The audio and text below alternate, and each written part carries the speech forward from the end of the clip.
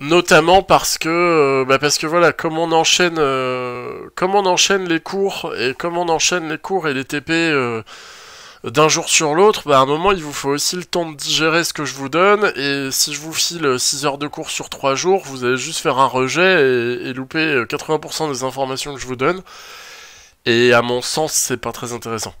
Donc je préfère aujourd'hui essayer de faire un cours un petit peu plus court et faire un peu plus de TP pour que vous puissiez bah voilà, tout simplement pratiquer davantage.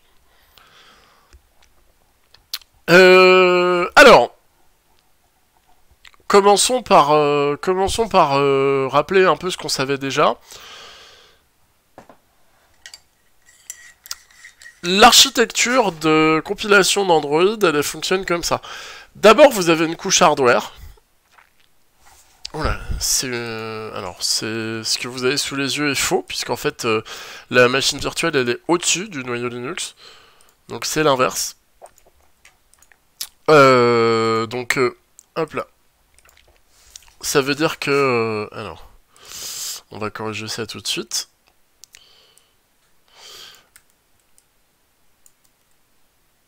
L'idée c'est qu'on a on a bien le noyau Linux d'abord et la machine virtuelle au-dessus ensuite.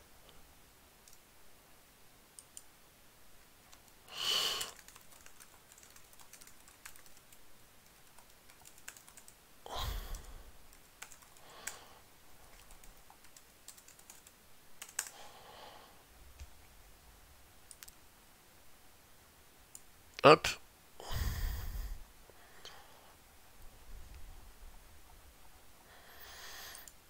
On laisse mouliner un peu.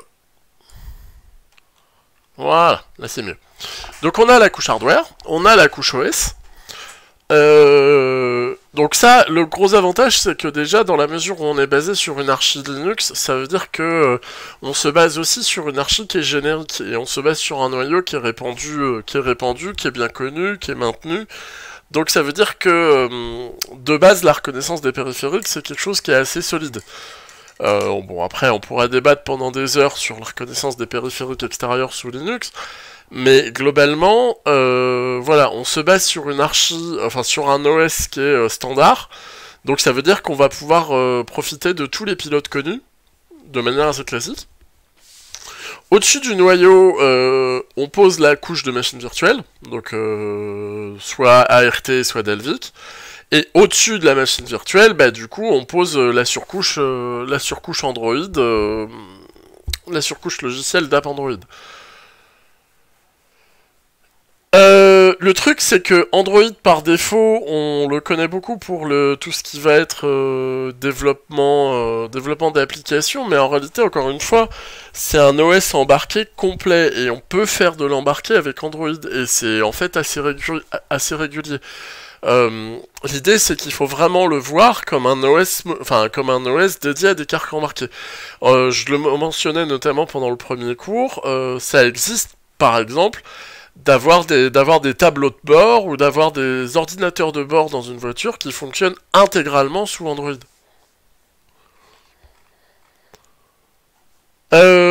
Ça c'est l'archi matériel standard dans un S4, donc ça date un peu. L'idée,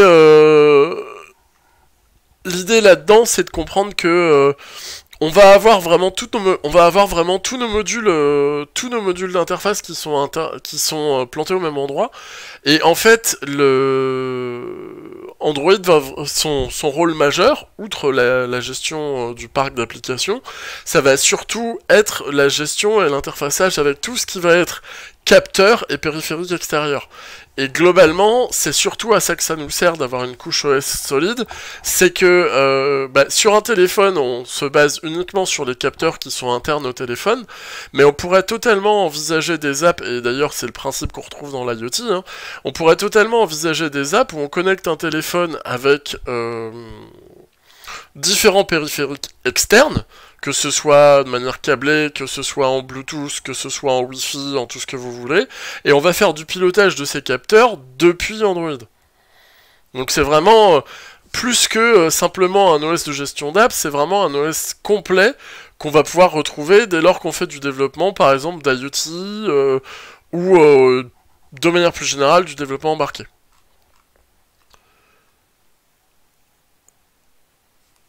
Je le mentionnais, l'idée sous Android, c'est qu'on a on a une machine virtuelle qui est dédiée, donc qui par défaut est soit Dalvik et ses fichiers DEX, soit ART et les fichiers, et les fichiers ART. Le principe, c'est que de la même manière qu'en Java standard, on va retrouver des fichiers .class, donc qui sont nos fichiers de bytecode, bah là, on va retrouver des fichiers de bytecode aussi qui vont être intégrés dans les APK, donc qui vont être intégrés dans les fichiers, dans les archives d'application, et c'est ce bytecode-là qui va ensuite être interprété à la volée par notre VM.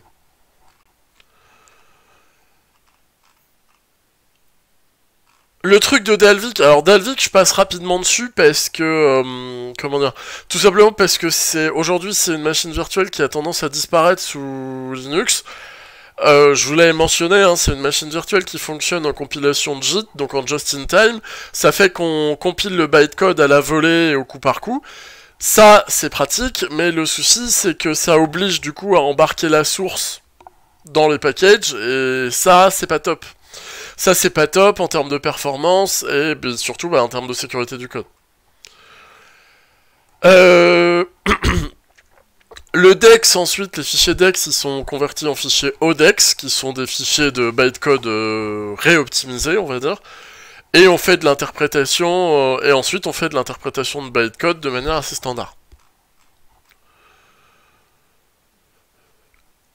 A l'inverse, donc ART, on le disait, donc on se base sur des fichiers, alors je dis n'importe quoi, c'est pas des fichiers ART, c'est des fichiers ELF,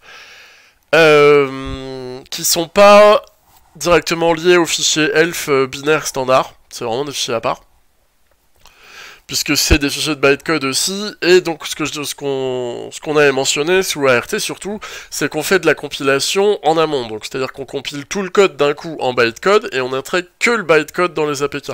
Ça fait des APK qui sont plus light, et surtout ça fait des APK qui ne contiennent pas leurs sources, donc ça fait que si je décompose un APK pour remonter à la source de mon appli, il faut que je décompile, entre gros guillemets, mon bytecode, ce qui est beaucoup plus coûteux en termes de ressources que de juste faire une copie de la source qui est présente.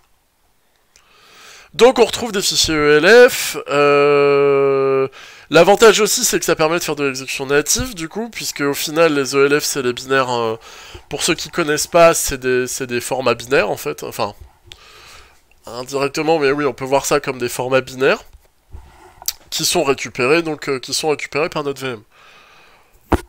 Du point de vue chaîne de compilation, ça se passe comment?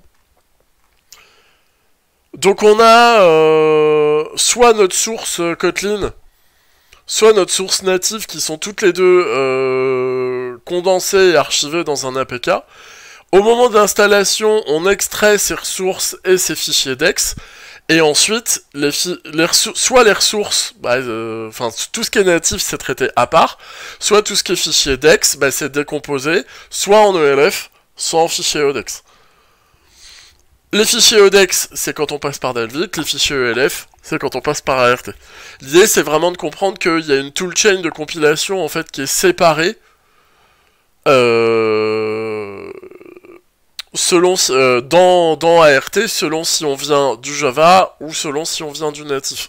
Vous remarquerez aussi au passage que qu'on peut pas faire du pur natif, on peut pas faire de la compilation native sous Dalvik, là où ART justement il apporte cet aspect compilation natif.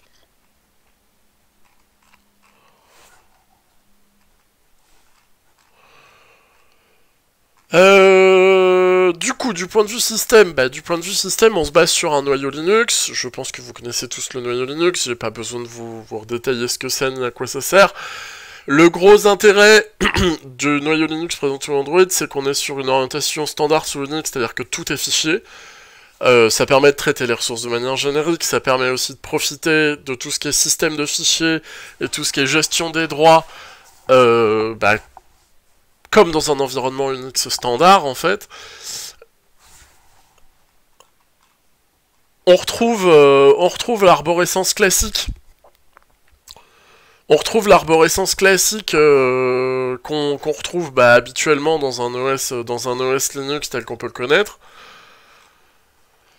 Et on retrouve ensuite des sous-branches, en fait des sous-dossiers qui sont relatifs spécifiquement à la gestion des apps, donc notamment le dossier data, user et système, dans lequel on installe respectivement les applications de l'espace utilisateur et les applications de l'espace système.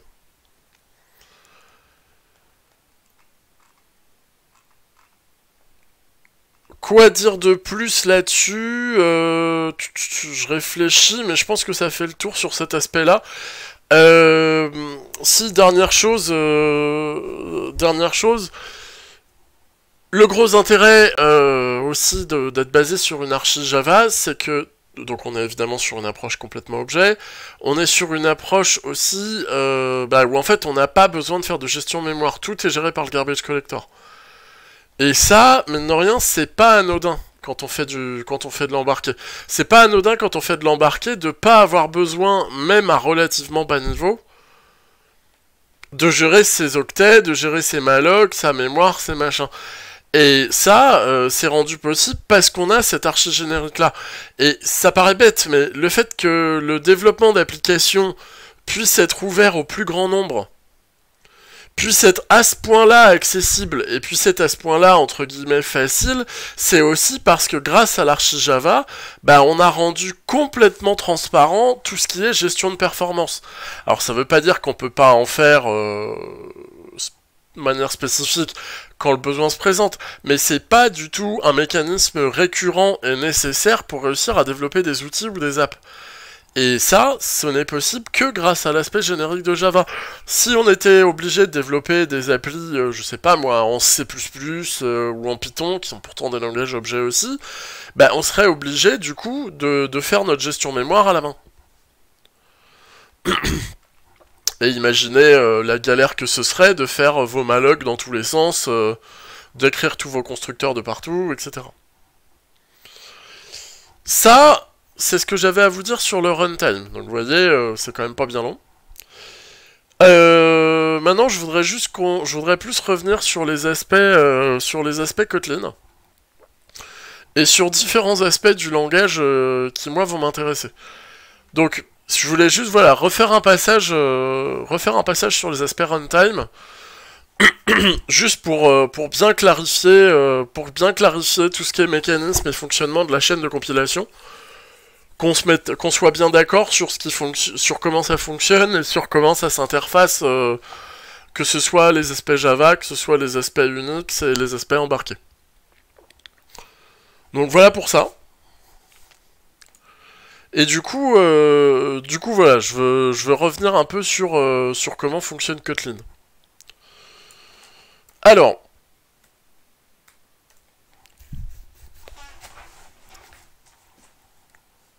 tac.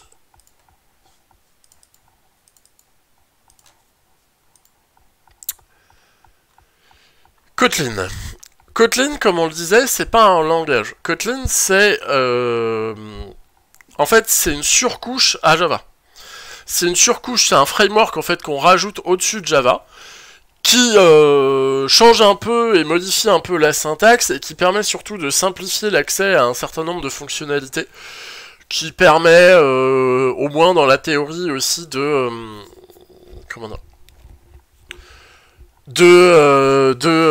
d'alléger, on va dire, la syntaxe Android, même si ça c'est un peu sujet à débat, parce qu'en réalité la syntaxe Java est quand même déjà assez claire.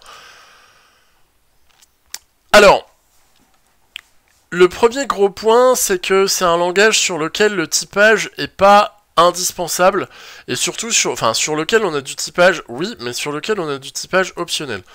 Alors, je vais me créer une classe... je vais me créer un projet, en fait.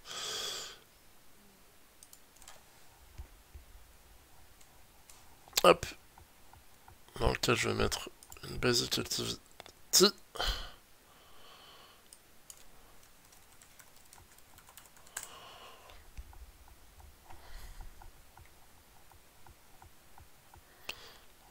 Je laisse un peu mouliner mon Android Studio.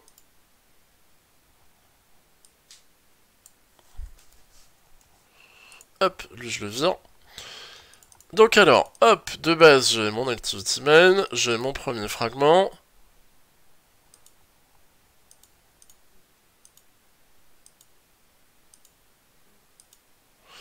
Hop, et ici j'ai mes classes.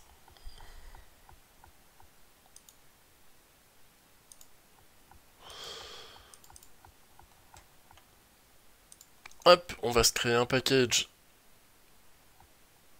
Eh Jean-Mi, je veux un package s'il te plaît. Pourquoi il me l'a passé en mode... Pourquoi il me l'a passé en mode vision projet?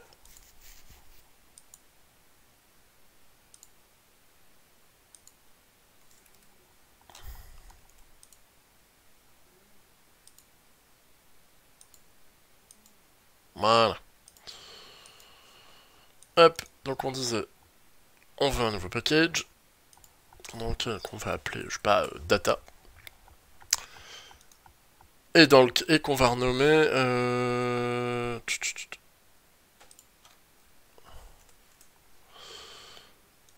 Et dans lequel on va mettre notre classe Kotlin. Donc vous remarquez au passage que l'IDE fait la distinction entre Kotlin et Java. Ça veut dire que vraiment, si vous déclarez un fichier Kotlin, vous aurez du Kotlin dedans. Si vous déclarez un fichier Java, vous aurez du Java. Comme les deux à la fin sont transposés en bytecode, ça veut dire aussi qu'on peut avoir une appli qui mélange les deux, mais on peut pas mélanger les deux au sein de la même classe. Enfin, on peut pas mélanger les deux, pardon, au sein du même fichier. C'est ça la subtilité. Donc on va l'appeler, j'en sais rien, on va l'appeler test. Non, on va l'appeler ma classe. Youpi.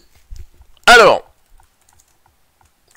première chose, quand on définit une classe en Kotlin, vous remarquerez que on spécifie pas de scope de classe. Contrairement à Java, alors est-ce que du coup, non, il a dû tout mettre en Kotlin. Donc en Java, on aurait eu un truc comme ça. Là où Kotlin, basiquement, en fait, il y a énormément de choses qui sont implicites sur la manière de gérer le scope, et notamment les scopes de classe sont implicites. Ce qui va nous intéresser, c'est notamment les aspects gestion des constructeurs. Alors, hop, je vais avoir un exemple ici qui va être là-dedans, justement. Tout ce qui va être gestion des constructeurs et gestion des paramètres par défaut. Quand je me crée une classe, en fait, dans la ligne de définition de la classe, je vais mettre entre parenthèses les différents paramètres. Ces différents paramètres ne sont pas mes attributs de classe, mais sont bien les arguments que je vais prendre dans mon constructeur. Ça veut dire que ici, je vais pouvoir déclarer donc un argument A dont je vais spécifier le type, donc par exemple un entier. Et ça va me permettre de dire, bah, quand je vais créer ma fonction main, je vais me créer une variable de type ma classe,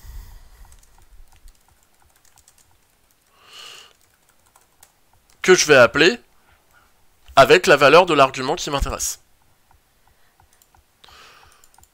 Ensuite, à l'intérieur de ma classe, je vais pouvoir me définir des attributs. Donc typiquement, voilà, attribut A, super. Attribut dont je vais pouvoir ou non spécifier le type, c'est-à-dire que je peux écrire ça, ou je peux écrire ça. C'est-à-dire que le typage, il n'est pas absent, il est optionnel. Ça me permet aussi de pas me poser la question systématiquement sur tout ce qui est gestion des micro-variables et des données d'échange. Ça me permet de faire du générique. Maintenant, bah, comme tous les langages à typage optionnel, ça veut dire aussi que ça peut être assez fortement générateur de confusion. Donc globalement, se forcer à avoir du typage, c'est mieux. J'ai tendance à dire, forcez-vous à avoir des variables typées, forcez-vous à avoir des éléments qui soient clairs. Enfin, je veux dire, à un moment donné, se baser sur un langage à typage fort comme le Java, c'est dommage derrière de détruire tout l'aspect typage simplement pour des questions d'allègement de syntaxe. C'est mon point de vue. Vous avez le droit de dire que vous préférez tout faire en générique, mais voilà, tout faire en générique, c'est s'exposer assez rapidement à perdre en clarté. Alors, une fois qu'on a ça, on a différentes manières d'écrire un constructeur en fait en Kotlin. C'est-à-dire que là, par défaut, vous définissez que vous avez un constructeur qui prend un argument en entrée, c'est cool, mais pour autant, vous n'avez pas défini le comportement du constructeur. Et du coup, alors pour ça, il y a deux solutions, soit init, soit constructor. Est-ce qu'un fichier Java pourrait hériter d'un fichier Kotlin? De mémoire, oui. De mémoire, oui, vous pouvez faire de l'héritage entre Java et Kotlin. Maintenant, en général, non, oui, j'ai rien dit. Donc oui, non, vous pouvez hériter, bah, tout simplement, ça se vérifie. Plutôt que de me croire sur parole, faisons le test.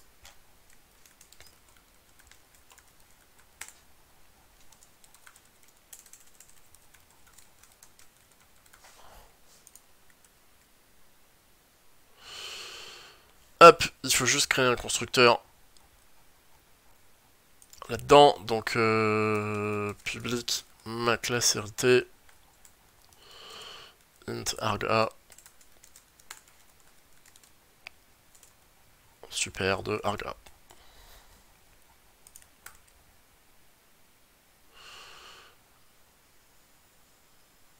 Alors, pourquoi il hérite pas? Parce qu'il a défini la classe en final. Pourquoi il a défini la classe en final, cet abruti? Hop.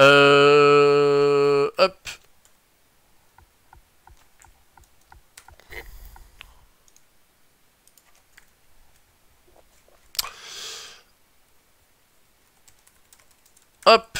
On va aller voir directement comme ça.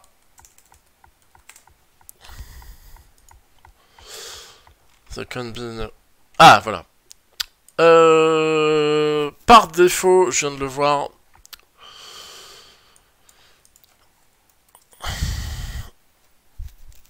Voilà. Le truc, c'est que par défaut, une classe en Kotlin est définie comme final. Ça veut dire que quand on a besoin de la faire hériter, il faut la définir comme étant une classe open, ou ouverte, qui permet de rendre son héritage possible. Ça veut dire que contrairement à Java aussi, où l'héritage c'est quelque chose qui va de soi, Kotlin, l'approche c'est plutôt de dire, bah, comme par défaut les développeurs le faisaient pas, on va tout mettre en final, notamment les arguments, notamment les classes, etc. Et ça permet, ça permet une gestion mémoire un peu plus fluide, puisque bah, quand vous définissez en final, c'est plus facile de compiler quand vous savez que vous n'avez pas de dépendance d'héritage. Et du coup, là, on a bien notre héritage qui se fait. Voilà, la seule contrainte, c'est que j'ai mon constructeur ici qui hérite de ma classe qui est là. Mais mon constructeur ici, il doit implémenter le constructeur attendu pour ma classe Kotlin. Et je dois définir ma classe Kotlin comme héritable. Mais une fois que j'ai ça, plus de problème. Et donc, je disais, du point de vue... comment dire? Du point de vue héritage, bah du coup, ensuite, je vais pouvoir... Donc, bon, j'ai le mot-clé vis, hein, comme dans tous les langages dignes de ce nom. Je vais pouvoir dire, bah, je fais une association entre mon attribut et l'argument que j'ai au-dessus. Pas de problème. Mais en fait, la grosse subtilité, c'est que ça, c'est vraiment quelque chose de générique. Et notamment, en jouant avec init, je vais pouvoir faire du polymorphisme de constructeur selon les arguments qui ont été définis. Je vais évidemment pas pouvoir avoir plusieurs sections init, c'est quelque chose de générique. Ensuite, on va avoir, alors, hop, les constructeurs en Kotlin.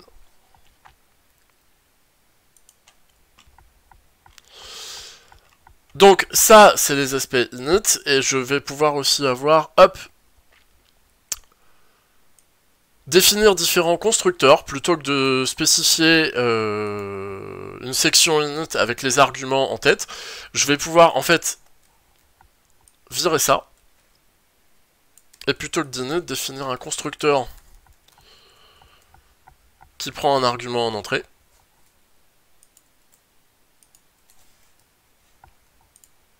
Et du coup, l'avantage de ça, bah, c'est que je vais pouvoir me définir plusieurs constructeurs, évidemment avec des arguments différents.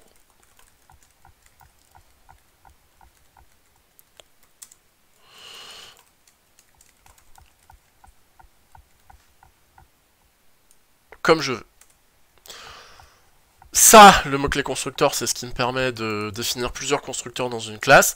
Maintenant, si j'en ai qu'un seul et que je veux faire un constructeur par défaut, bah du coup, là, je vais plutôt avoir tendance à retrouver mon init. Les deux syntaxes sont possibles, les deux syntaxes sont acceptées. Vous remarquerez aussi une chose, on peut faire des fonctions en Kotlin qui sont des fonctions qui sont en dehors de toute classe. C'est-à-dire que contrairement au Java standard, on peut faire des méthodes qui ne soient pas des méthodes objets. L'exemple typique, évidemment, c'est ma fonction main qui est ici, que je ne vais pas appeler main pour éviter confusion, plutôt l'appeler f. Vous remarquez que f n'appartient à aucune classe en particulier, et pour autant, voilà, le compilateur gueule pas. Ça, je pense que parmi vous, il y en a beaucoup qui ont fait du Python, donc je pense que c'est quelque chose auquel vous êtes habitué et qui vous surprendra pas, mais c'est assez central dans le langage parce que ça permet de faire du scripting en fait. C'est-à-dire que on définit nos objets, mais on va pouvoir aussi venir piloter et jouer avec tout un tas de petites fonctions à droite à gauche qui ne dépendront pas de méthode. Donc de ce point de vue-là, c'est assez puissant. Autre chose importante, les méthodes statiques. Il n'y a pas à proprement parler de méthodes statiques en Kotlin. C'est-à-dire que je peux pas faire ça. Bon, oui, vous l'aurez compris, le mot-clé fun, ça définit une fonction. De la même manière, pour info, mot-clé utile à connaître, même si je pense que vous l'avez rencontré déjà, le mot-clé override.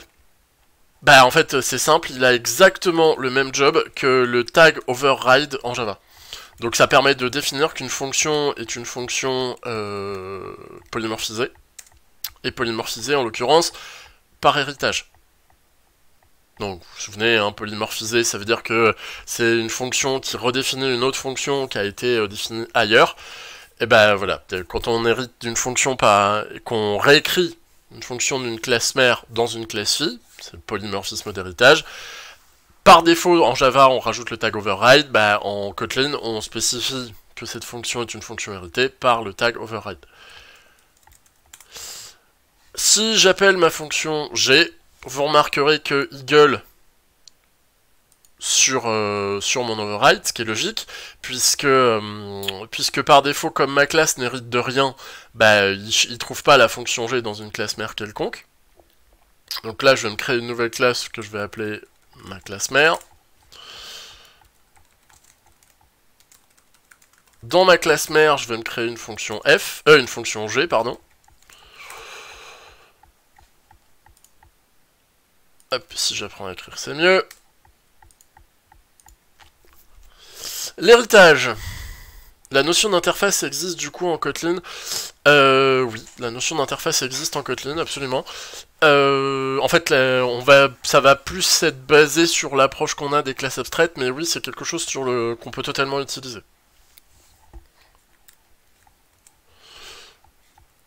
Vous voyez, moi-même, j'ai tellement l'habitude de faire du Java que la syntaxe Kotlin, je la connais pas par cœur, donc très souvent, je la recherche. Je vous le cache pas, notamment parce que la syntaxe Kotlin, je vous avoue, j'en suis pas un très grand fan. Voilà, et du coup, c'est extends, ils se sont pas pris la tête là-dessus. Du coup, hop, extends ma classe mère. Qu'est-ce que tu fous, Jean-Mi?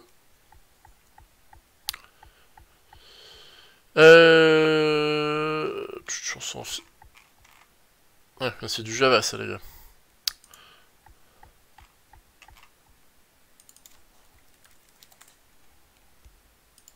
Je me disais, c'est bizarre, ça ressemble vachement à du Java pour ne pas être du Java, mais c'est parce que c'était... C'est parce que c'était du Java. Hop.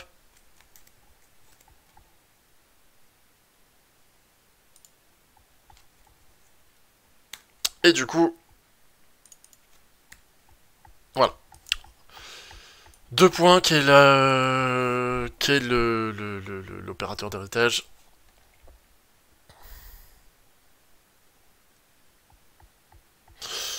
Hop, ici, on va redéfinir notre classe comme étant une open class.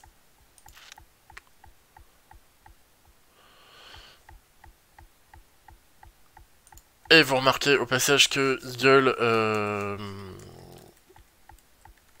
gueule pour tout ce qui est définition du constructeur, puisque comme le constructeur par défaut ici a un argument, ça veut dire que il peut plus matcher le constructeur de la classe fille et de la classe mère, donc du coup je vais devoir faire matcher les deux. Donc print A2 points. Voilà, donc ça c'est mon constructeur de ma classe mère.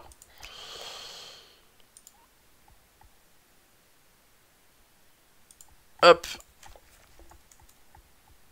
Et à partir de là, je vais avoir ici mon super de argument A.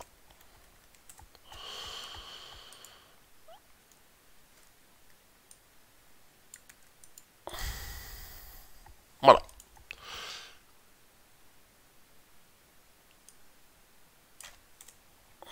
L'avantage de ça, c'est que ça me permet de faire du binding, évidemment. Puisque ce que je suis en train de dire, c'est qu'en fait le... Hop là, j'ai même plus besoin du super du coup. Ce que je suis en train de dire, c'est que l'appel au constructeur de ma classe fille fait un appel direct au constructeur de ma classe mère. Encore une fois, bah, comme une référence à super standard. Ce que je suis en train de dire, c'est que l'argument qui est passé à ma classe fille, c'est exactement le même que celui qui est passé à ma classe mère. Ça me permet de binder si jamais j'ai des inversions d'ordre d'argument entre la mère et la fille. J'ai pas de changement de type puisque c'est la même variable. Et le gros avantage de ça, c'est globalement de pouvoir spécifier des héritages de constructeurs en ligne directement à l'héritage. Encore une fois, c'est un peu confus au départ, mais globalement, l'intérêt, c'est de pouvoir faire des grosses séries de classes, comme on retrouve en Java, de manière rapide. Puisqu'on va pouvoir construire un arbre d'héritage solide, et on va aussi pouvoir construire un arbre d'héritage qui soit contextuel. De la même manière, la fonction G ici, par défaut, elle est définie final, donc ça veut dire qu'il faut que je la définisse en open pour pouvoir l'hériter. Et oui, le gros intérêt, c'est vraiment, comme tout est défini final par défaut, ça veut dire que vous choisissez ce que vous allez hériter d'une classe à l'autre. Ça paraît chiant syntaxiquement, en vérité, c'est super fort. Parce que ça veut dire que, dans la mesure où tout est défini final, ça casse et ça évite tous les problèmes, enfin, une grosse partie des problèmes de dépendance cachée, qui sont un des gros problèmes de Java. Et comme on évite ce problème de dépendance cachée où on a une classe qui dépend de 150 autres, bah, ça fait que en termes de chargement de package, de chargement de classe, de gestion de bytecode, etc., on gagne énormément en performance, et ça c'est appréciable. On gagne aussi, disons, en sécurité, puisqu'on a à chaque classe n'est lié que les classes qui en sont directement dépendantes, et les fonctions n'ont pas des plots ouverts d'héritage partout. Donc ça c'est assez appréciable. Ça, c'est sur le mécanisme de base, et donc je vous le disais, voilà, je reviens à ce que j'avais tout à l'heure. Donc, hop. Non, je voulais pas vous montrer les interfaces, je voulais vous montrer les companion objects. Les companion objects en Kotlin, qu'est-ce que c'est? C'est l'alternative aux éléments statiques. Alors, du coup, j'en ai un, hop, j'en ai un sous la main, qui est pas là. Est-ce que je l'ai mis? Voilà, j'ai mis là. Le companion object, hop, je le prends, je vais le mettre dans ma classe, et après je vous explique ce que c'est. Le companion object, en fait, c'est un peu un mélange entre une classe anonyme et un élément statique. Donc dans mon companion object, je vais pouvoir définir, comme on le voit ici. Oui, au final, pour tout ce qui est syntaxe, je me base sur la doc officielle plutôt que de se baser sur des slides que j'aurais récupérés et qui seraient basés sur la doc officielle. Ça va finalement aussi vite. Et pour le coup, c'est aussi l'intérêt d'être en ligne, c'est que je me base sur toutes les pages web de la doc. Je pense que c'est finalement plus clair pour tout le monde. Comment on fait des dons? Eh ben, je sais pas, je vais mettre un... Je vais mettre un Tipeee, je vais mettre un lien vers Tipeee à la fin des vidéos. Je vais finir par gagner plus de pognon sur Twitch qu'en cours et ça va être très drôle. Non, non, je rêve. Bref, plus sérieusement, donc je disais, voilà, si vous ne voyez pas d'inconvénient, je préfère me baser sur la doc officielle plutôt que de me baser sur mes slides, parce qu'au final, ce sont des exemples très similaires. L'avantage, c'est que la doc officielle, elle est mise à jour super régulièrement. Et bah voilà, c'est l'intérêt du cours en ligne, c'est que je peux avoir toutes les pages web que je veux en support, c'est pas compliqué à lire. Donc, trêve de pertes en parenthèse qui servent à rien. Les companion objects, ce sont donc des éléments qui se rapprochent le plus des éléments statiques. En fait, ça se rapproche du concept de static method qu'on peut voir en Python. On va donc définir soit un companion object standard, soit un companion object nommé, enfin standard anonyme, soit un companion object nommé, dans lequel on va pouvoir placer des éléments, par exemple var attribut b égale, enfin 2.int, égale 0, hop, et derrière ça, bah, je vais pouvoir dire ma classe, point, attribut b. De la même manière, je peux totalement venir définir une fonction G, F, donc H, cette fois-ci. C'est cool, je me souviens de mon alphabet, je suis fier de moi. Merci de m'applaudir. Je me lance des fleurs, mais je fais ce que je veux. Il est tôt le matin, j'ai même pas encore fini mon café, alors je vous zute. Ma fonction H qui est définie dans mon companion object, dans lequel je dis print fonction H. Ça, évidemment, vous l'aurez compris, c'est du contenu par défaut, c'est juste un placeholder. Et ben, je vais pouvoir faire ma classe.h.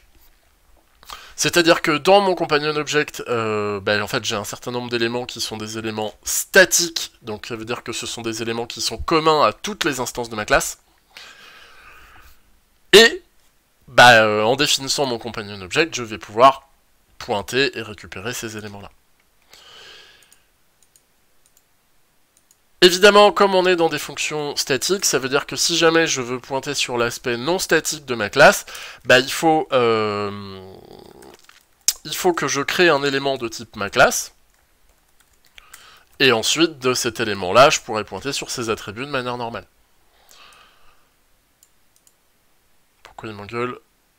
Oui, ok.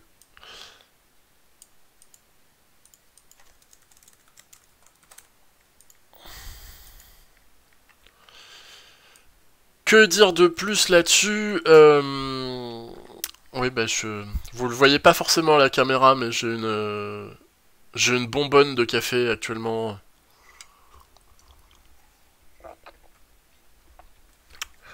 Que dire de plus là-dessus sur les aspects statiques? Oui, du coup, je peux nommer mes companion objects. Donc, par exemple, là, je vais l'appeler A.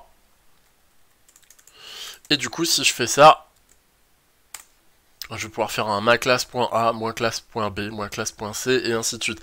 Vous remarquerez au passage que ça, c'est exactement la structure que je retrouve dans la classe R. La classe R, en fait, j'ai des companion objects. Alors, du coup, je repasse sur mon exemple ici. Hop, voilà. J'ai ma classe R, j'ai un premier companion object qui s'appelle ID, dans lequel j'ai tous les identifiants de mes objets.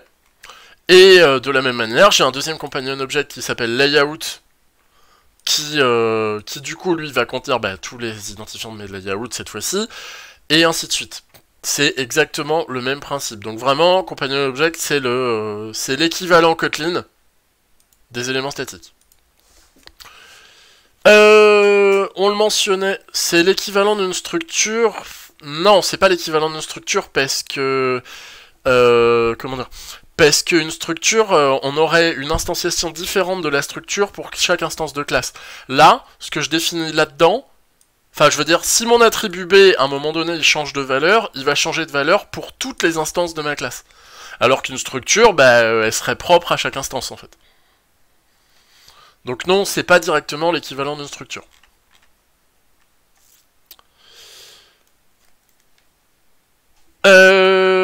Quoi dire de plus? Donc, du coup, sur les aspects, justement, interface.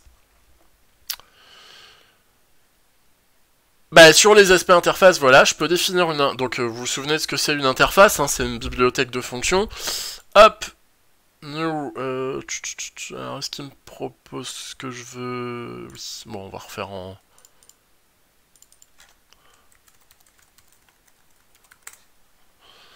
Donc là, j'ai une interface standard dans laquelle je peux définir des fonctions les fonctions qui m'intéressent. Donc là, on va dire, voilà, fun toto. Donc on va appeler, je sais pas moi, on va l'appeler fun fonction A. Évidemment, entre parenthèses, je spécifie mes arguments. 2 points, mon type de retour. Vous remarquez au passage, donc ça, dans une classe standard, ça ressemblerait à ça. Faut que j'arrête de l'écrire classe avec un E. C'est pour ça que j'ai horreur d'écrire mes noms de variables en français. Et que, là, je le fais pour changer un peu, mais en fait, il faut pas le faire, parce que du coup, j'ai tendance à écrire les mots-clés en français, et ça me fait des erreurs de syntaxe partout. Bref. Donc, ça, c'est une fonction standard. Dans le cas d'une interface, du coup, bah, ma fonction, elle va pas être implémentée. Je ne vais avoir que son prototype. Et plus tard, donc, si je veux implémenter ma fonction A, je vais avoir quoi? Bah, je vais avoir, donc, je définis ma fonction. Je spécifie que ma fonction... Hop là.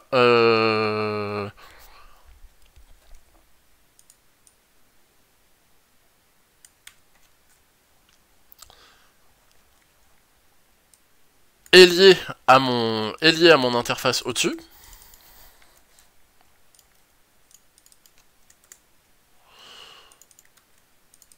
Donc ça va me renvoyer, ça va me permettre d'appeler la fonction de ma classe au-dessus. Et si je veux pouvoir l'implémenter, donc si je veux pouvoir hériter de mon interface, bah là, à ce moment-là, je vais avoir mon objet ici.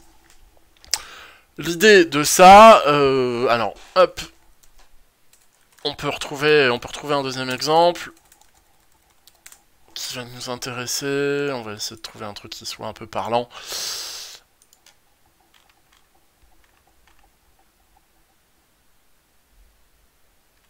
Blablabla.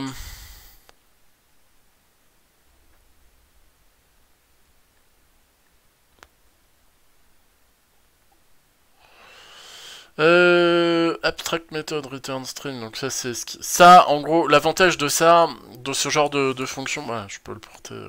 hop, je le porte dans Android Studio.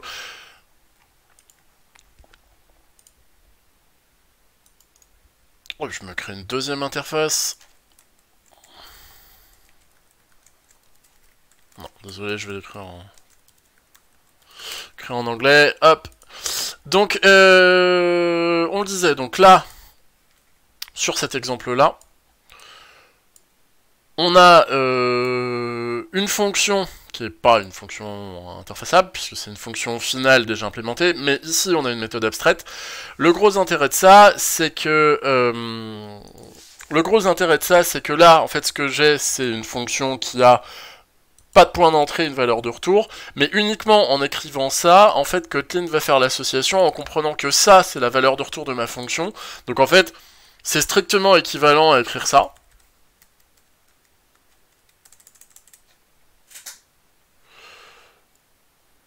Le gros intérêt, c'est que plutôt que d'avoir à passer par du return et donc à m'embêter en termes de syntaxe, bah, j'ai juste besoin, tac, de faire mon association et ça va me permettre de renvoyer cette valeur-là.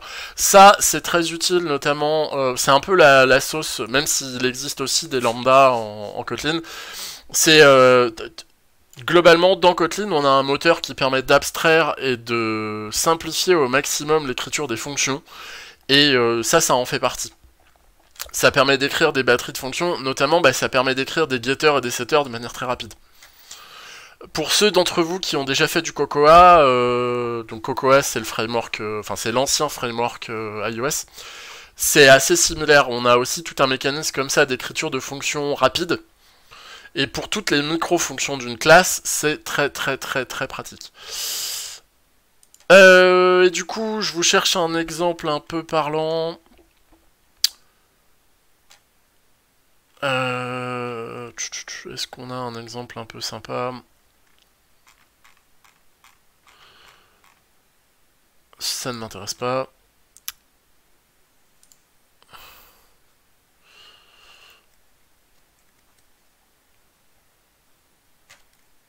Est-ce qu'on qu'on a un exemple un peu sympa d'interface complexe?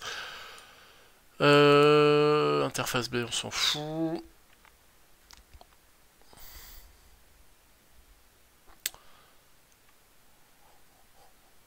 Oui, en fait, c'est ça. Ça rejoint ce que je vous disais, c'est que les interfaces en Kotlin, ça se rapproche en fait plus de ce qu'on peut connaître sur les classes abstraites. Parce que c'est pas fait pour définir des batteries de fonctions à interfacer, c'est fait plutôt pour rendre possible le fait de ne pas définir certaines fonctions. Mais ça rend pas tout possible. Donc là, hop, je définis que ma fonction foo elle renvoie du string, donc du coup je renvoie lol. Et terminé. L'idée de ça, c'est que ici j'ai bien mon interface. Au final, ici j'ai bien mon interface avec ma fonction à overrider et ma fonction déjà écrite. Et là, dans mon héritage, je réécris la fonction qui est au-dessus. Mais ça, ce mécanisme-là, au final, ça, c'est pas une interface. Ce mécanisme-là, c'est une classe abstraite, puisqu'on a des attributs, puisqu'on a des fonctions déjà définies, etc. Donc le concept même d'interface en Kotlin, c'est le concept de classe abstraite en Java. Sachant que les interfaces en Java elles-mêmes, c'est des choses qui, sur certains paradigmes de programmation, ont tendance à être de moins en moins utilisées. Même si, bon, il y a encore pas mal de cas où ça reste quand même très pratique. Aujourd'hui, en fait, ouais, on parle d'interface là où ce serait plus cohérent de parler de classe abstraite. Voilà sur cet aspect-là. Voilà globalement comment ça fonctionne. Quoi dire de plus là-dessus ? Non, ça me semble déjà pas mal faire le tour, donc au moins sur ces aspects-là. Donc l'écriture des constructeurs, l'écriture de l'héritage, l'écriture des attributs, l'écriture des fonctions, l'assignation de valeurs aux attributs, sachant que vous aurez remarqué que en Kotlin on a val et var.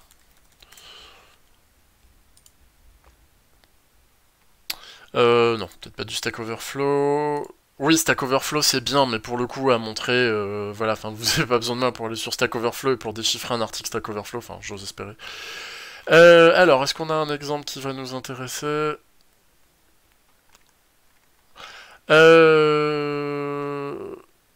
Ouais, en gros, il y a deux choses. Val, c'est final. Donc, bah voilà, Val c'est final, il n'y a pas plus à en dire en fait, ça veut dire que... Alors, méfiez-vous, hein, je rappelle, final en Java, ça veut pas dire constant, ça veut dire qu'une fois que ça a pris une valeur, ça peut pas en changer. Mais constant, ça voudrait dire que ça prend une valeur à l'initialisation, enfin, que ça prend une valeur à la création, ce qui est pas vrai.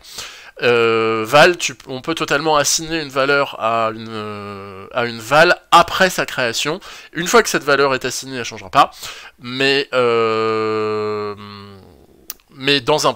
par contre, tant que cette valeur n'est pas assignée, bah, techniquement, notre espace mémoire, il est toujours inscriptible. Var, à l'inverse, bah, ça permet de créer des variables standards. Vous allez me dire, bah, du coup, pourquoi on s'embête à créer des vals alors qu'on pourrait créer des var partout? Bah, c'est simple, val, dans la mesure où c'est du final, ça veut dire aussi que ce sont des objets immuables. Immuable, je sais pas si vous l'avez vu en Java, ça veut dire en fait que ce sont des objets qui supportent le multithreading. Bah oui, puisque un objet qui est pas inscriptible, qui est en read-only, c'est pas grave d'y accéder de plein de points en même temps, vu que de toute façon c'est de la lecture. Alors que var, les objets non immuables, qu'on appelle les objets mutable, du coup en anglais, les objets mutable, c'est des objets qui, justement, par défaut, ne supportent pas la modification concurrente par plusieurs threads, par exemple plusieurs activities en même temps.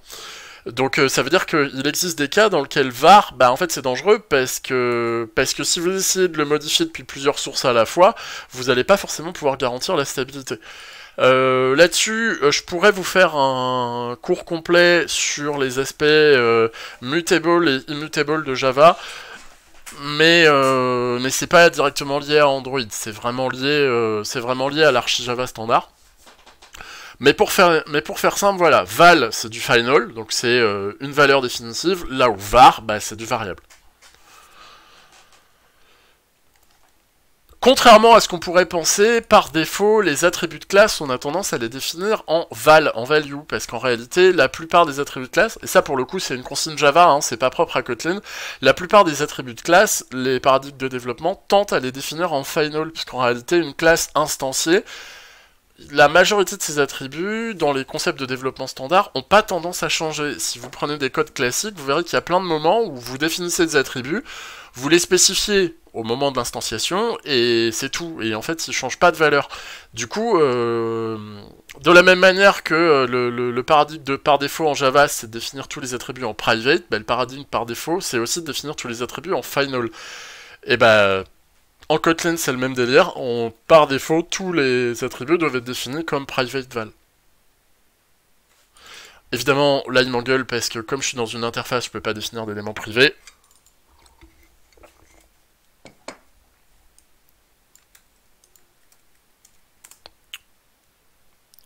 Hop. Du coup, je le spécifie ici.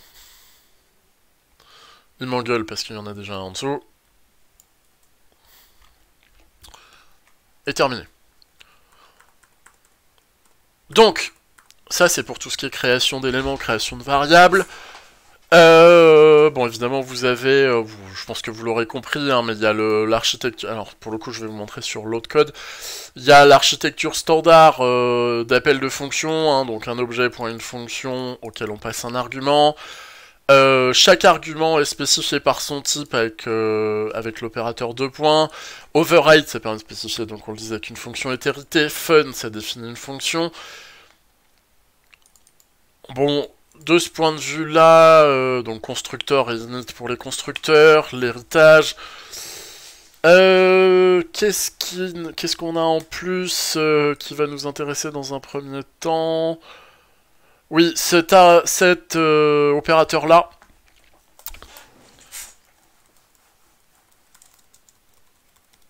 Hop. Alors, est-ce qu'on l'a ici? Blabla, on s'en cogne.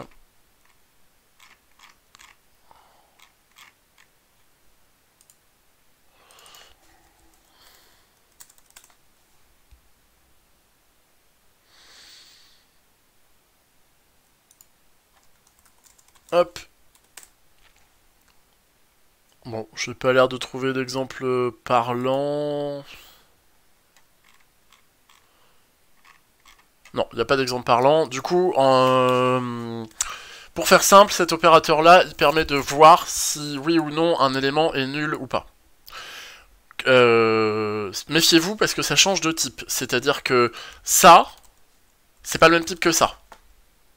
Mais ça permet, bah là par exemple dans notre cas, ça permet de dire soit je renvoie du view, soit je renvoie du nul. Ça permet entre autres de faire du traitement d'erreurs et de l'anticipation d'erreurs, puisque ça permet de... Quand on a un élément comme ça sur lequel on applique un point d'interrogation, ça veut dire que il va être comparé à nul pour voir si oui ou non il est nul, et s'il est nul, on sera capable d'avoir l'information. Ça sert à ça. Dans la mesure où on est sur de la surcouche de Java, ça veut dire aussi qu'on profite de toutes les classes du JDK, et notamment qu'on profite évidemment des collections, entre autres. Donc là, par exemple, je vais y revenir sur ce bout de code-là, parce que je vais vous expliquer un truc dedans, mais là, vous remarquerez que... comment dire? Vous remarquerez que, bah voilà, je me suis créé une HMAP standard. La gestion des packages et la gestion des imports, c'est exactement la même qu'en Java. Bah voilà ce qui me semble faire le tour de la syntaxe de base.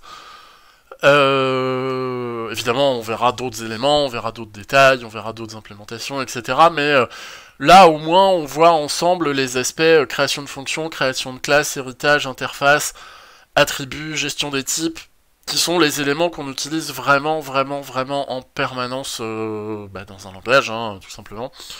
Et qui donc sont très utiles à connaître. C'est possible de faire du Kotlin sans faire de l'Android. on serait en droit de se poser la question de pourquoi, mais c'est possible, sachez-le. Et voilà, et je remaintiens, gros intérêt aussi, c'est qu'on peut interfacer Kotlin et Java. Le gros intérêt d'interfacer Kotlin et Java, bah, c'est aussi de pouvoir prendre une appli qui a été développée en Java, et à partir de ce développement en Java, bah, pouvoir broder du Kotlin par-dessus. Autrement dit, alors, l'approche, c'est de dire que ça fait du legacy. Legacy, on est tous d'accord, hein, ça veut dire que on permet d'intégrer des trucs vieux dans un truc jeune, en gros.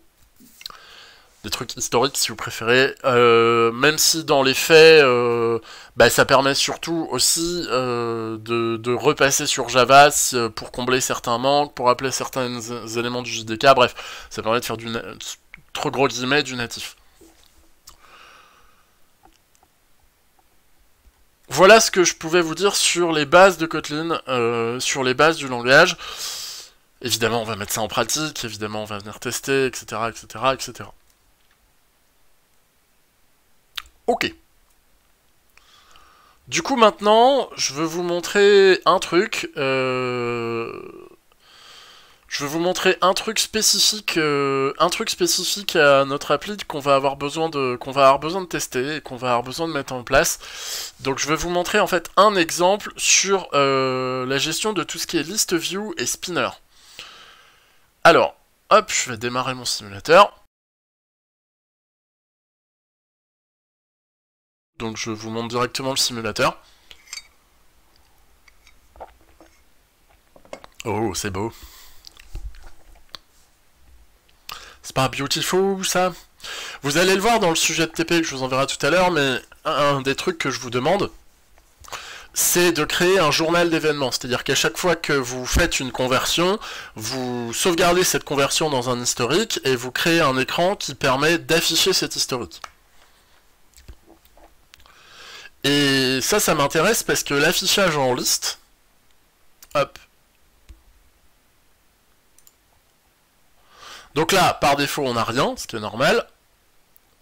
Mais si je crée une conversion, voilà, please input a numeric value. Ah oui, j'ai mis un espace. Oh, j'en ai.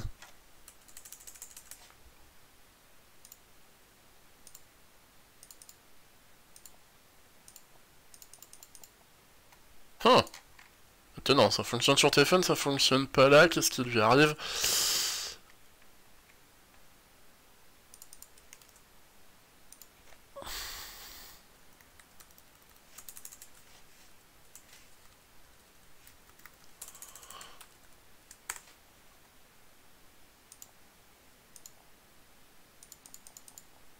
Hop. Voilà. Il m'a viré mon affichage de sortie, mais à la limite, pas grave, ça je le remettrai, c'est juste un problème d'écran. Mais ce qui m'intéresse, c'est ce journal-là. Vous voyez, j'ai fait 15 000 conversions, du coup, il m'affiche mes conversions.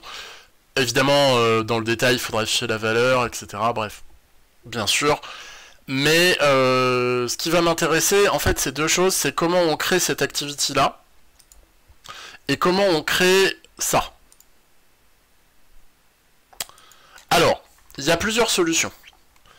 La première solution, c'est de définir l'ensemble des monnaies que vous avez dans un fichier statique, par exemple le fichier strings.xml qui est, hop là, qui est ici, de définir l'ensemble des monnaies qui vous intéressent, et du coup de faire passer ça dans un, dans un template que vous filez à votre spinner. Le spinner, on est d'accord, hein, c'est le widget de liste de sélection, c'est ça, le spinner. Moi j'ai pas fait ça. Alors là j'ai spécifié les noms de mes monnaies, mais en fait ce qui va m'intéresser ici c'est pas tellement ça. Ce qui va m'intéresser ici c'est comment je les file à mon spinner. Alors d'abord faut savoir que j'ai une hashmap qui fait l'association entre une clé qui est une string et un objet currency. Mon objet currency, c'est quoi? C'est une classe que je me suis créée, qui me symbolise une monnaie en fait, et en gros c'est un objet qui a trois propriétés, à savoir un nom, un symbole et une valeur. La valeur, c'est le taux de conversion. Le symbole, c'est le symbole de représentation de la monnaie. Et le nom, bah, c'est le nom. Donc, j'ai une hashmap de string currency. Je commence, lors de la création de mon fragment, par rajouter dans ma map, bah en gros je peuple mes données. Pour le moment j'ai fait du peuplage statique, parce que dans un premier temps dans l'exercice qui m'intéresse c'est de faire du peuplage statique. Donc du coup vous seriez en droit de dire bah oui mais du coup autant définir tout ça dans le string, on irait plus vite.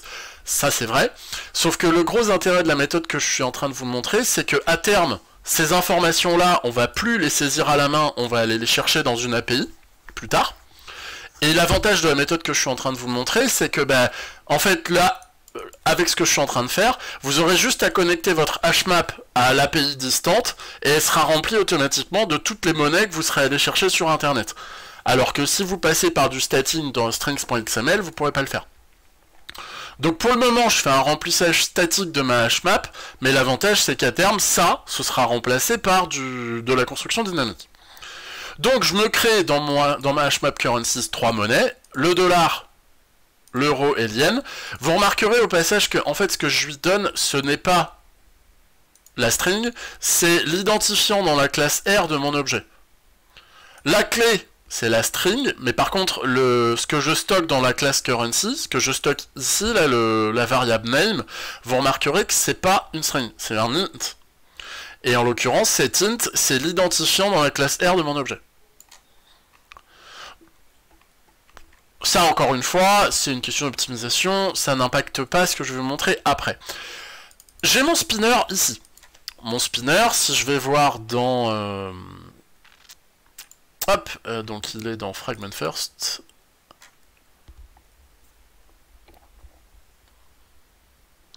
Mon spinner, il est là, il est gentil, et comme on le... pardon, je vous dis des bêtises, il est ici. Il s'appelle Currency Spinner.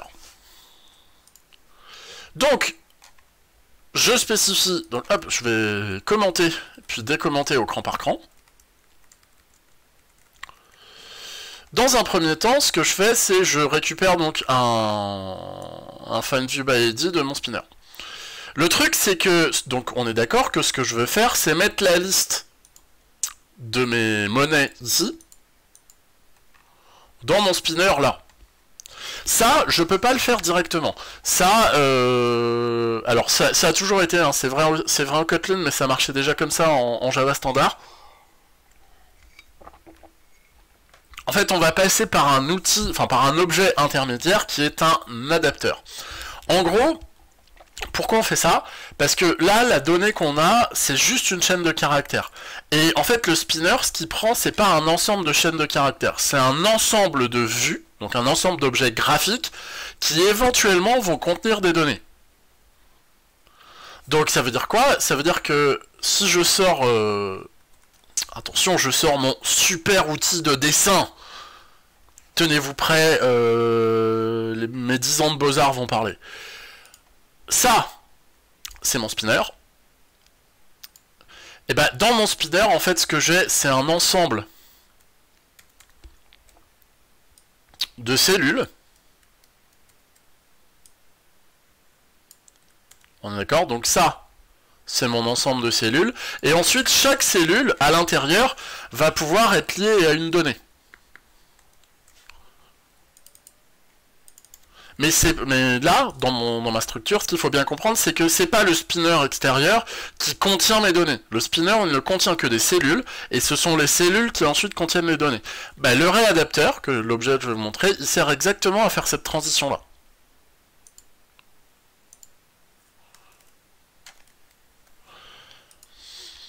Donc, je vais créer un réadapteur.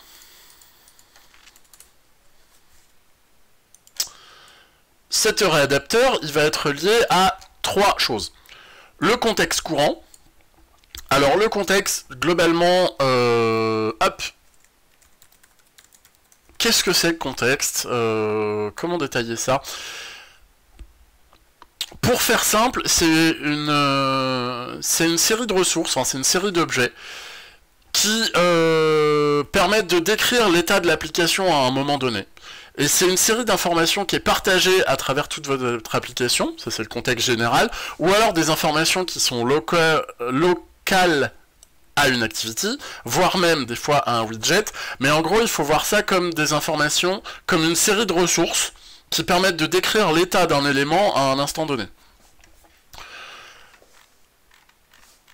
Donc ça permet, c'est ce qui permet à l'application de gérer les états, les événements, etc., etc. C'est ce qui permet de communiquer entre activities aussi.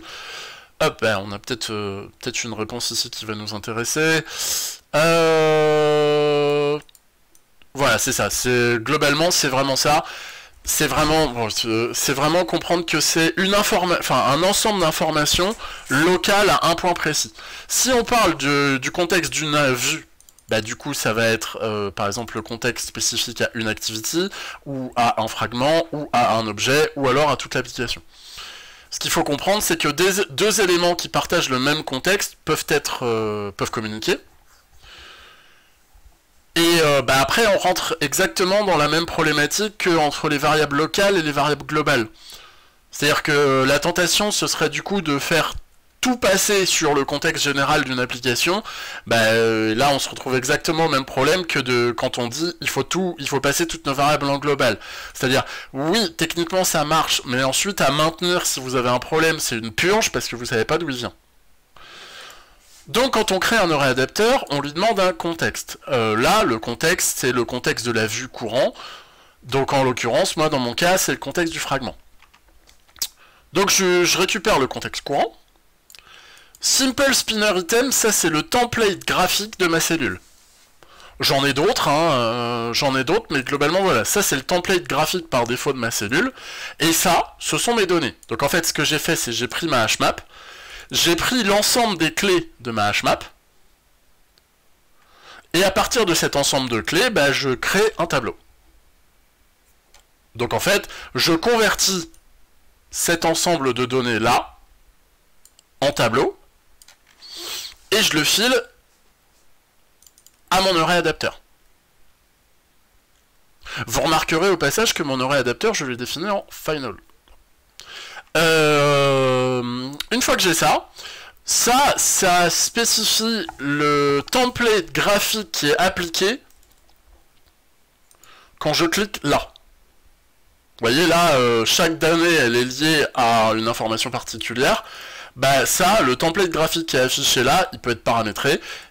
Par défaut, pour le moment, j'ai laissé le template graphique, j'ai laissé le layout standard.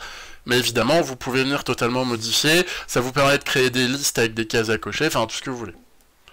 Donc ça, c'est mon adapteur. Et une fois que j'ai mon adapteur, bah là, à ce moment-là, je vais faire le lien entre mon spinner et mon adapteur, en disant, bon bah voilà, l'adapteur de mon spinner, c'est ce truc-là. Donc en fait, le lien, le fait de filer des données à un spinner, ça marche aussi pour les list view de la page historique, hein, c'est exactement le même principe, je vous montre après.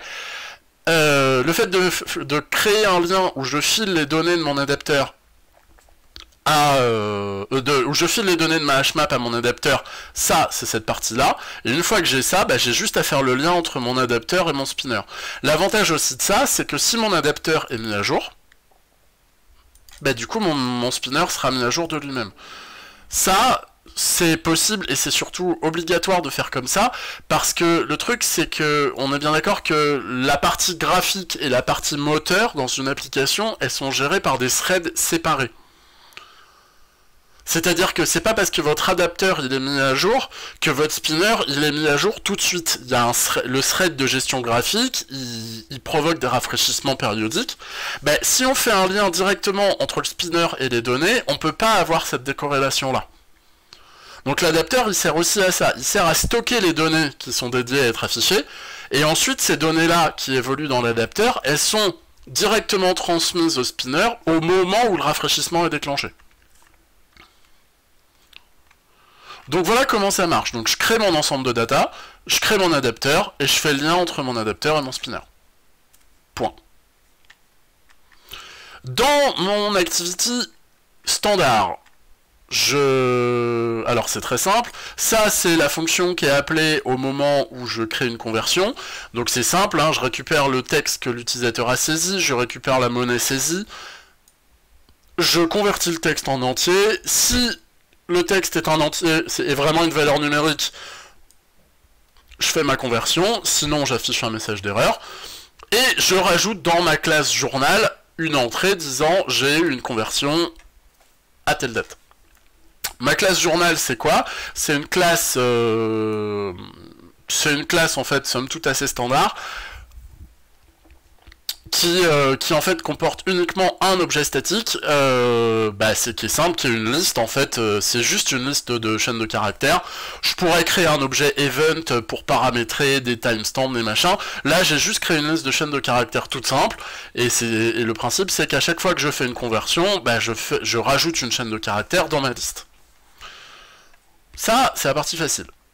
Et du coup, dans la partie encore plus facile, dans mon activity journal, donc par défaut, elle est liée à des fragments, donc ça va être ce fragment là de mémoire.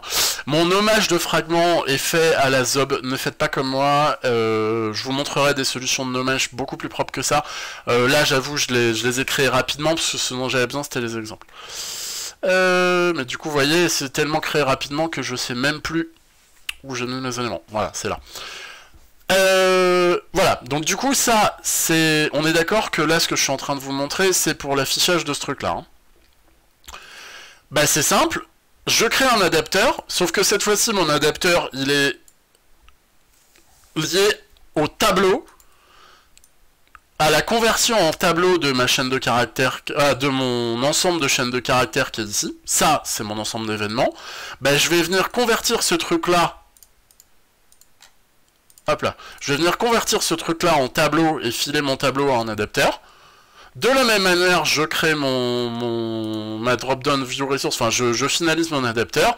Et ensuite, j'ai juste à faire le lien entre ma list view. Donc, ma list view, hop,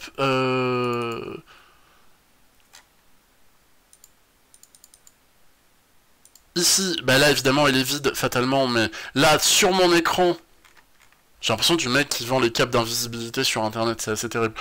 Là sur mon écran, enfin sur mon template, j'ai créé une list view que j'ai rajoutée dans mon écran, mais qui pour le moment est vide. Et ma list view ici, donc vous voyez ma list view qui s'appelle journal list, je la récupère là. De la même manière, je fais le lien entre ma list view ici et mon adapteur là, et pouf, tout va bien, il vient peupler ma list view correctement, et il vient la remettre à jour graphiquement de manière classique. Donc, tout ça pour dire, quand on a des listes d'éléments à afficher ou des listes d'éléments à remplir, on passe par un objet intermédiaire qui est un array adapteur.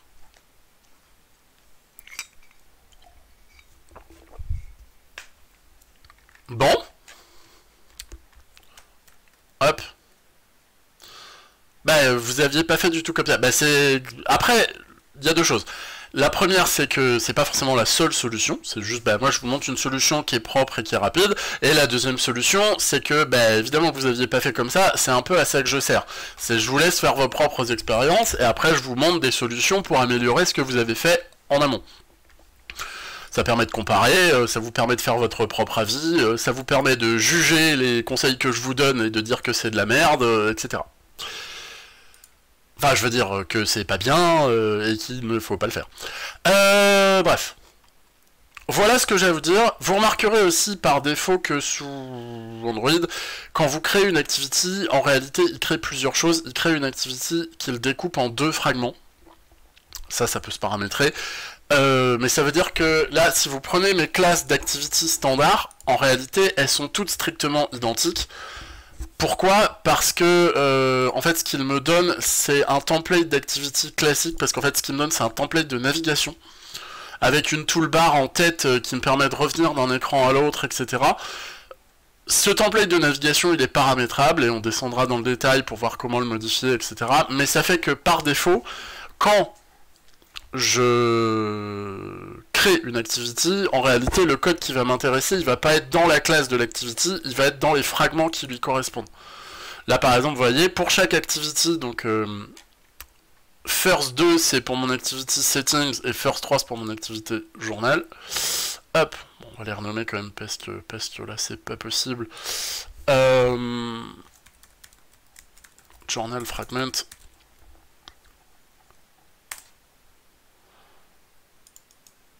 Hop. Refractory name. Settings fragment. Vous remarquerez aussi à quel point il est vital de rapidement créer des packages. Tout simplement pour pas s'y perdre.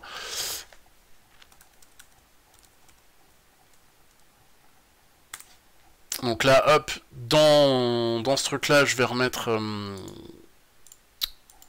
hop.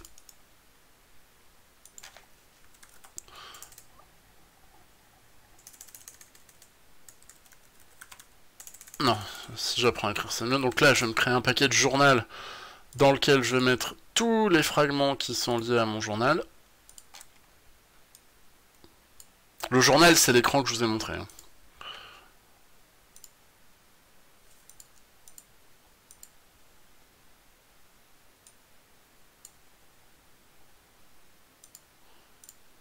Ah, impeccable.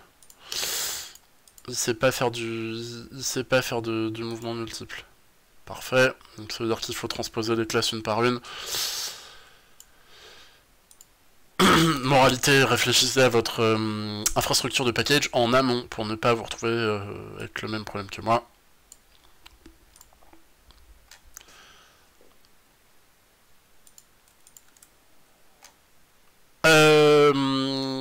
Voilà, on fera, bon, je ferai pareil pour mes activities de settings. À la limite, ça c'est mon archi-projet, on s'en fout. Quoi vous dire de plus? Bah, je pense que ça fait déjà pas mal le tour de ce que je voulais vous montrer ce matin. On a vu un peu de un peu d'archi-matériel, on a vu les bases de la syntaxe Kotlin, on a vu l'Alice View. Je pense que c'est déjà beaucoup pour une seule session. Évidemment... Ah oui, la différence entre Activity et Fragment. En fait, Activity, c'est un écran. C'est-à-dire que Activity, c'est vraiment un écran au global, alors que Fragment, c'est une sous-partie d'écran. En fait, on pourrait dire, même si c'est pas tout à fait exact, on pourrait dire qu'un fragment, c'est une sous-activity. C'est-à-dire qu'une activity peut être découpée en plusieurs fragments, et chaque fragment va gérer une partie de l'activity, tout simplement. Donc une activity, c'est un écran, là où un fragment, c'est une portion d'écran. Ce qui veut dire qu'en fait, une activity n'est composée que d'un ensemble, enfin, une activity est composée d'un ensemble de fragments. Voilà, voilà ce que c'est la différence entre les deux. Bah, dans l'absolu, à la fois tout le temps et jamais. C'est-à-dire que quand est-ce qu'on doit utiliser un fragment? À la fois tout le temps et jamais. C'est-à-dire que on pourrait envisager une application qui ne soit composée que d'activity et jamais faire de fragments. C'est totalement possible. C'est juste que l'intérêt des fragments, c'est déjà de créer des éléments qui soient réutilisables d'une activity à l'autre. C'est-à-dire que je peux prendre le même fragment que je me place dans deux activities différentes. Et du coup, ça fait que ces deux activities sont basées sur le même code. Le deuxième chose, c'est que comme les fragments ont leur propre classe de contrôle, bah, ça me permet de reproduire un même comportement à travers différents écrans. Et ça me permet aussi, en fait, de découper, et ça c'est le découpage Android standard, c'est que les fragments, c'est vraiment les fonctionnalités. Alors que généralement les activities, on les garde surtout pour tout ce qui est storyboarding et navigation. C'est-à-dire qu'en fait dans les activities, on va gérer tout ce qui est transition et storyboard globaux. Et après, dans chaque activity, on va venir rajouter et créer des fragments pour dire, bon bah par exemple, ici j'ai le fragment qui va contenir mes champs de texte, etc. Ici j'ai le fragment qui va contenir ma view, machin. C'est un peu comme une classe, une interface. Non, c'est pas comme une classe, une interface. Activity, faut plus le voir comme un conteneur en fait. Activity, c'est vraiment un conteneur de fragments. C'est-à-dire qu'une activity peut contenir 0, 1 ou plusieurs fragments. Mais classe interface, ça voudrait dire qu'un fragment est une forme d'activity, ça c'est pas vrai. C'est vraiment, ce qu'il faut comprendre, c'est que activity, c'est l'enveloppe globale, Et fragments, c'est les parties, c'est les fragments d'un écran. C'est les sous-morceaux d'un écran. En général, à minima, on met un fragment par activity. C'est-à-dire qu'on va mettre un fragment qui détermine tout l'écran. Maintenant, on peut totalement vouloir en mettre plusieurs si on veut découper l'écran suivant différents aspects. L'exemple typique... Hop, je pense que ça va être parlant. Ah oui, je prends un exemple d'iPad, mais c'est volontaire. L'exemple typique, c'est ce truc-là. Hop, si je prends cette image-là, qui est un exemple Donc ce qui m'intéresse, c'est l'image de droite, hein. L'image de gauche, on s'en branle. Ça, c'est l'exemple typique d'une activity qui est découpée en deux fragments. J'ai mon activity complète, qui est mon écran total. Ici, à gauche, j'ai un premier fragment qui gère la partie affichage des inbox et des mails. Et à droite, j'ai un deuxième fragment qui est composé d'autres widgets graphiques qui affichent le détail d'un mail. Donc là, j'ai un écran, qui est donc mon activity, qui est décomposé en deux sous-parties, la partie liste, la partie détail, et chaque sous-partie va être liée à un fragment particulier. Voilà comment ça fonctionne. Ça répond à votre question, du coup? Cool.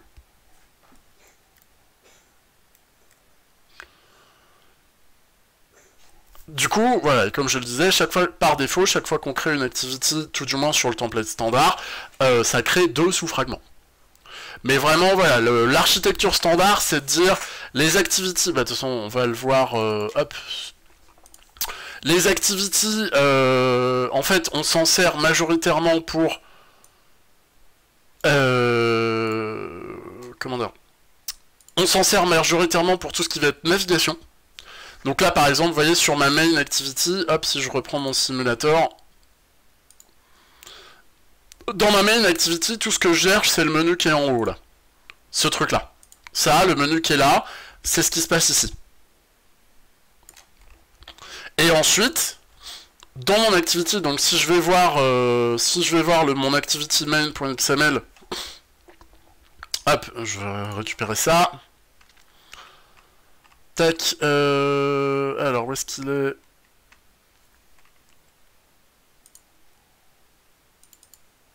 Oh, j'en ai... Dans mon activity ici, vous voyez que je n'ai que le layout par défaut. Et ensuite, dans mon activity par défaut, j'ai inclus un premier layout qui est mon content main. Dans mon content main, j'ai un premier fragment ici. Et dans ce premier fragment, ensuite, j'ai les deux sous-fragments qui sont fragment first et fragment second. C'est-à-dire que là, on a aussi une architecture par défaut qui est de dire que, en fait, on a une activité... Alors, pareil, je vais ressortir l'outil de dessin.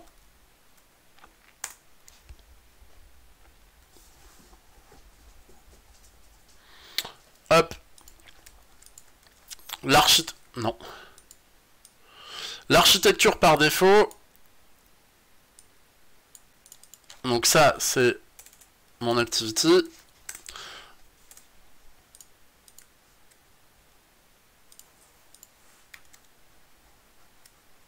Hop, j'en crée plusieurs. Chacune de ces activities est liée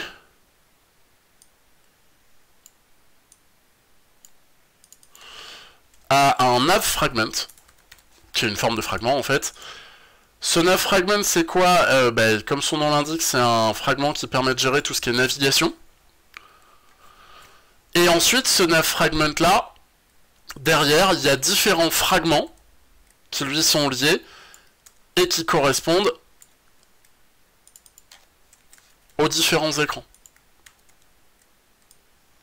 Donc j'ai deux fragments pour la première activity, j'ai deux fragments pour la deuxième, et ainsi de suite. Et ensuite, donc chaque coupe de fragments ici est liée à une activity. Ce que voient les activities de l'extérieur, c'est juste le nav fragment, et c'est le nav fragment qui sert d'aiguillage selon l'écran sur lequel je suis.